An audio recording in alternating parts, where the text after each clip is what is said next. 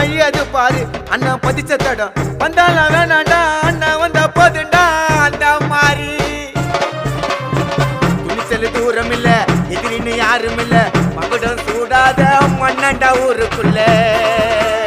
விசுவாசி பக்கத்தில துரோகிங்க தூரத்தில ஆரும் நன்ன கூட இருந்தவன் தோத்ததில்ல